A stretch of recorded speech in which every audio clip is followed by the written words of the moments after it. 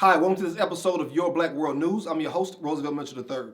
A dozen NYPD officers has filed a lawsuit against their department claiming that they were pressured into using racism in their practices. They're claiming that they had to meet a quota of arrests for people of color.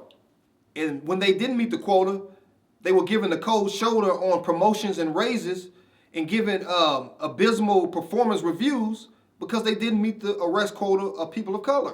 And according to a New York Times Magazine article, Mr. Edwin Raymond, who's a black NYPD officer, an award-winning officer, was passed over for promotions, given mediocre performance reviews, all because he didn't reach the arrest color quota.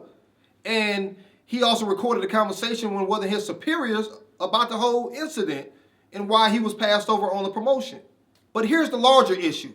According to the Marshall Project, only 16% of the police force is black, but 1/3 of the population in New York City is white, but yet white policemen patrol the larger areas of the black, Latino, and Asian population communities.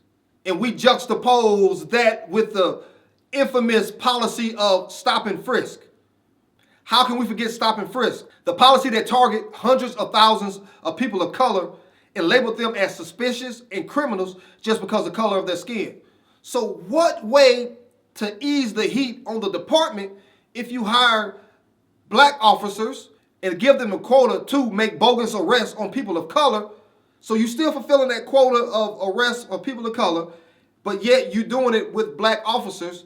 So people on the outside, the activists, the advocates, can't say, well, white officers are arresting black people at an overwhelming rate.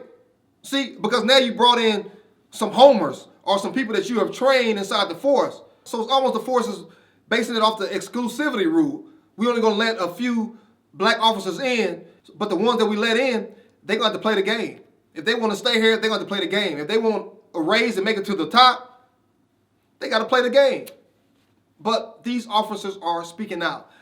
I would love to hear what you think about this, so please leave a comment in the section below. And until next time, my friends, be blessed and be encouraged.